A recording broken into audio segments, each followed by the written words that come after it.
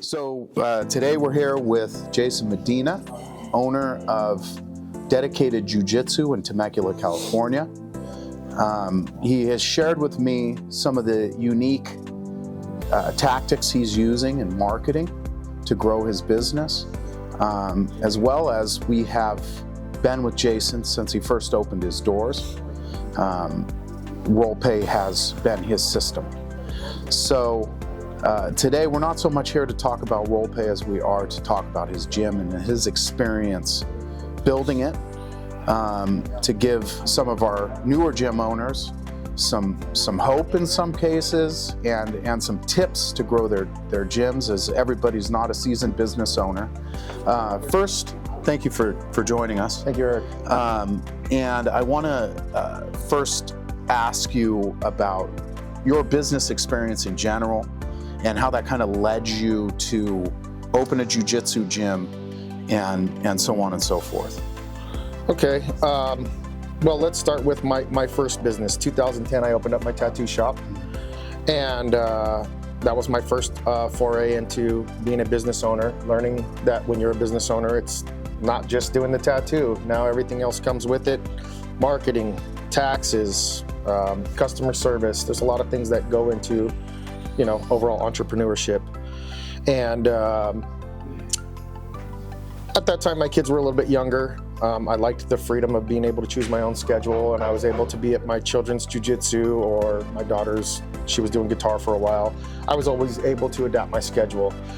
And I started doing jiu-jitsu shortly after I opened up the tattoo shop, and I completely fell in love with jiu-jitsu. That became a very, very big passion of mine, and I kind of started playing with the idea of opening up my own gym as my kids were going to grow and leave the house. And I was going to kind of have that empty nest.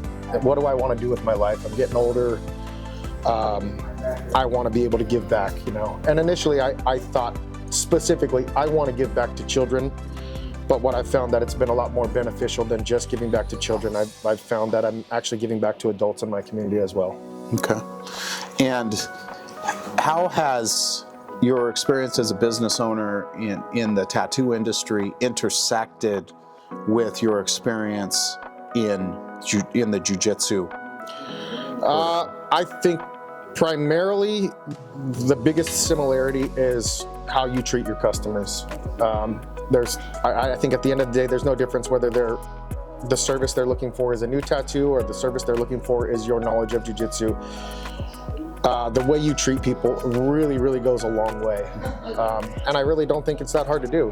It's being nice to people is free. Mm-hmm. So I think that's the biggest takeaway that I can give people from both sides or both businesses. That's identical. They're different, business models, different structures. Mm-hmm. But that's always going to remain the same. You treat people right, good things are going to happen. No, that's the way the world should work. Yeah. What is your mission in this gym? What is your, how do you try to make your students feel, in the environment? What kind of environment are you trying to build? I guess that also kind of relates to the customer service. The environment that I want to build is that not like, oh, that's my coach. I always want to be referred to as that's my buddy, that's my friend. Mm-hmm.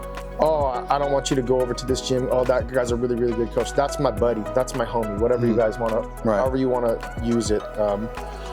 And it's paying attention to the small things. It's not being so focused on yourself. Especially when you're a coach. You have to be very giving.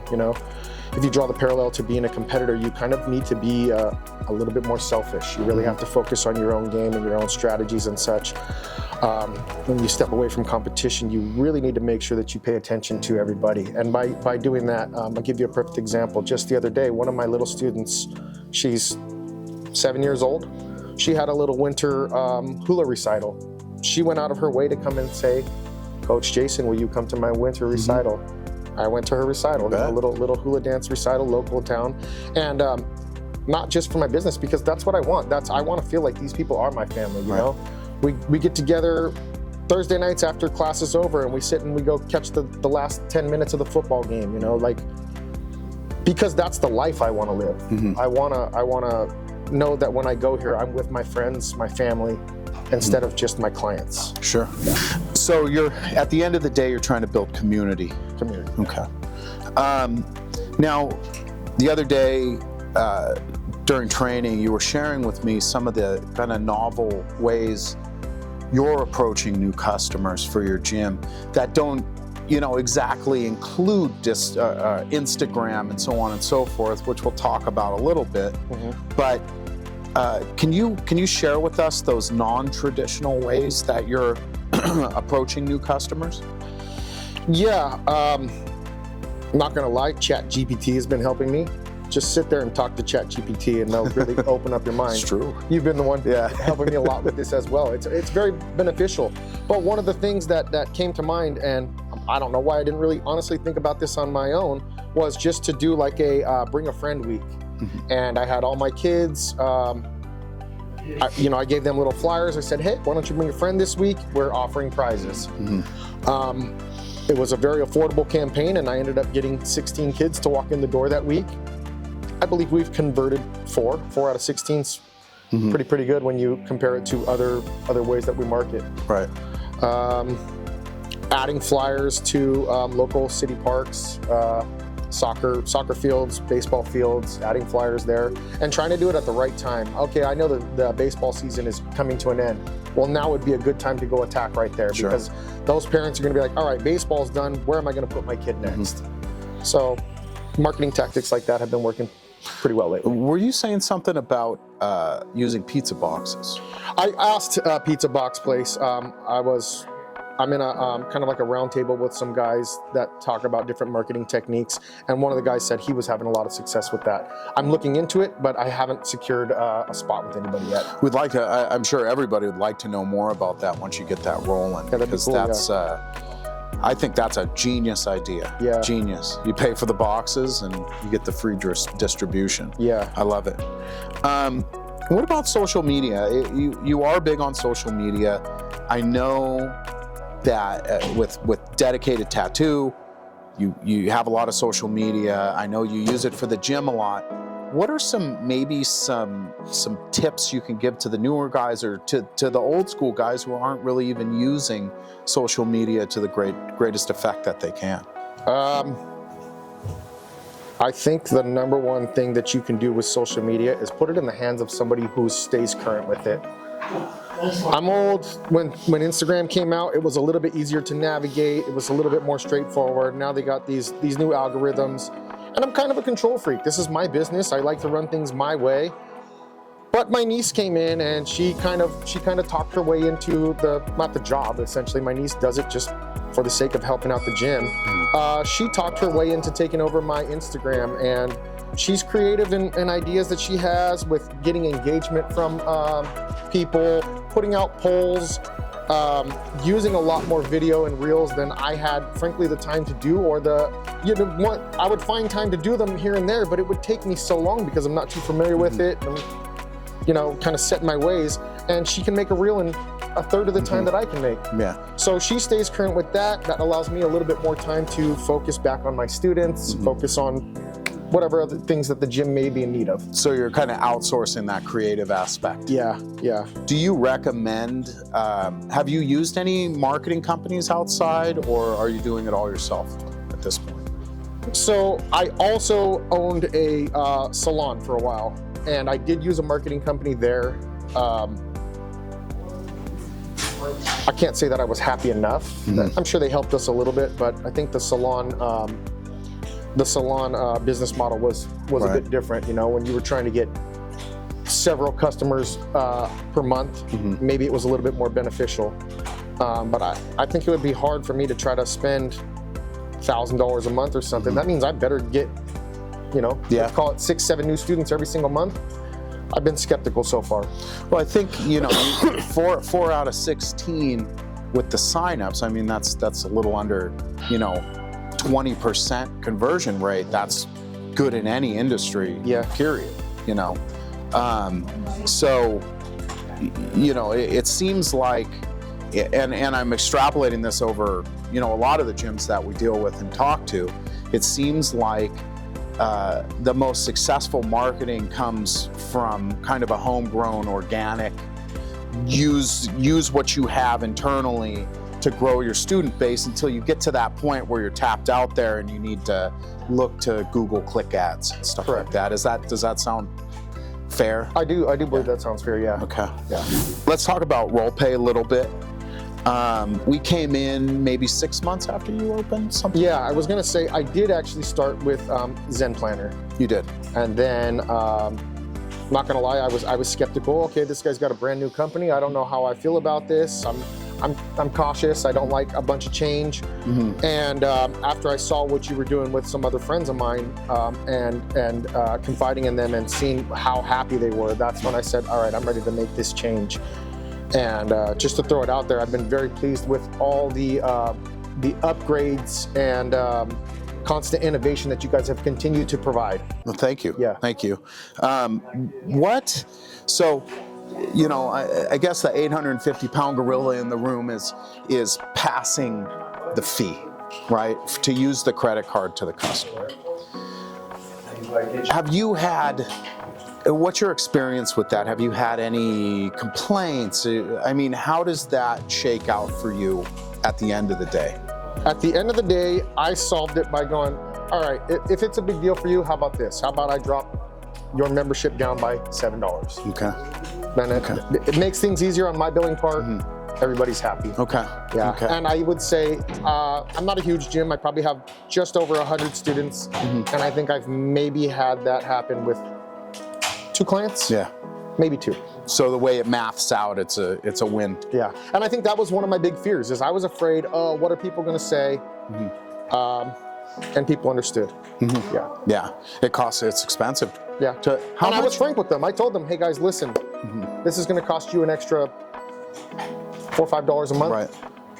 That's going to really help me to be able to provide some extra things for our gym. Right. And I think my people see that I'm constantly trying to bring new things into the gym. Sure. You know, I brought in some workout equipment. We don't have a whole lot of space, but pull-up bars, just when we have a little bit of extra money, we're constantly trying to improve things around the gym. Yeah. With the new gym management app that we released, how are you using it, and how has it helped you kind of progress?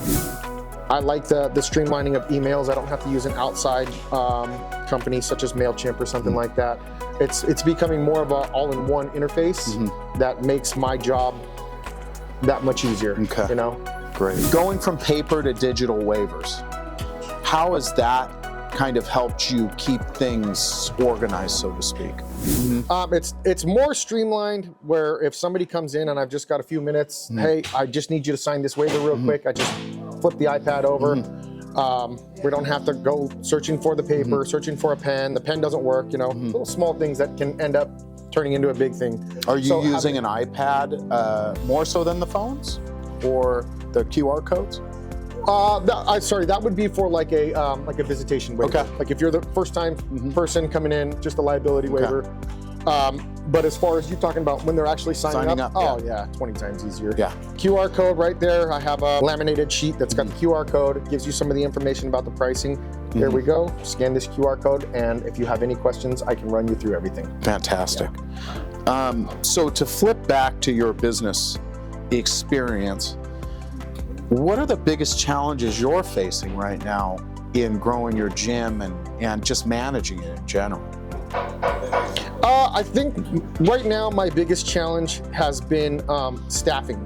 That as I'm growing, now I need to go, all right, I need another coach, but it's a bit difficult when you are only a 3-year-old gym, because that means the majority of your students have only been training for about 3 years. So it's a little bit tough in that regard. I would say that's probably been my number one thing on my mind right now, has been staffing. Other than that, I think I just continue to learn day by day and improve. Sure. How are you looking to outside sources to help you with that staffing? Well, luckily, you know, we have a network of gyms, and my professor, the gym that I train at here at Checkmate Marietta, if I needed to, I could ask him, hey, is there somebody that you could recommend to possibly help me out with classes? If somebody's sick, or ideally this year I grow by another 30 students, 40 students, then I will definitely need another coach on the mat. So I have the resources to start looking for outside help. I think that that's worth mentioning too, is that, and that's one thing that makes this place so special and your gym so special, is the community extends far beyond the gym that we happen to train at every day. You're across town in Temecula. If there's no open mat here on Sunday, we go to yours. If you need resources, Pancho can point you in the right direction, and vice versa. So Yeah. I think that building of community is it is really that within our community, this Temecula Murrieta area, there are several gyms. We all know each other, and you guys tend to network, and it makes for a better experience, I think, for all the students in the area. Your guys come here, we go over to your place, and so on and so forth. Sure. So I think that's a blessing that all of us have. We're very lucky here, and building that community might be something to think about for those guys in other places who are watching this video.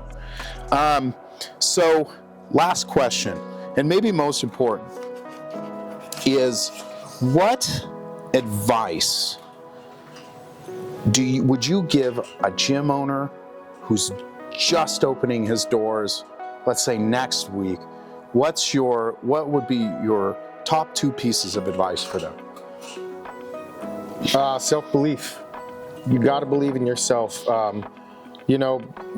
Business is just like the stock market, or lifting weights or whatever. It's not just a complete uphill. You're gonna have ups, downs, but when you zoom out, you look at your overall success rate. If you do the work, I believe good things will happen. And just don't be overly cautious. I think that's one thing that I learned to do, is to take a few risks. You don't know unless you try. And if you're so set in your ways and you stick to only one thing, sure, it works, but that doesn't mean that other things don't work. Sure. So listen to people. Surround yourself with like-minded people, or people that you think that are just far superior to you with business knowledge. Take the time, ask the questions, because you'll get very, very valuable information. I think marketing in general, think about all the marketing you've done over 20 years in business? Yeah.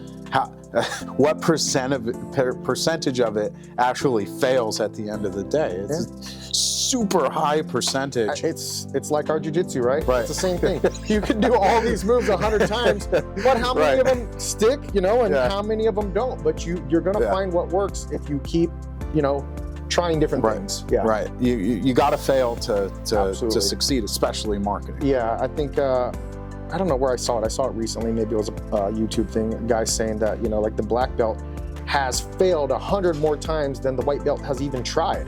Correct. So I think that lends itself to business very much. Yeah, I think so too. I think that's great, and I think that's a good place to end it. Cool. Thank you so much. Thank you very much. Congratulations on your continued growth, and we're honored to be part of your journey. Thank you guys for the help. Thank you. Appreciate it. Thank you.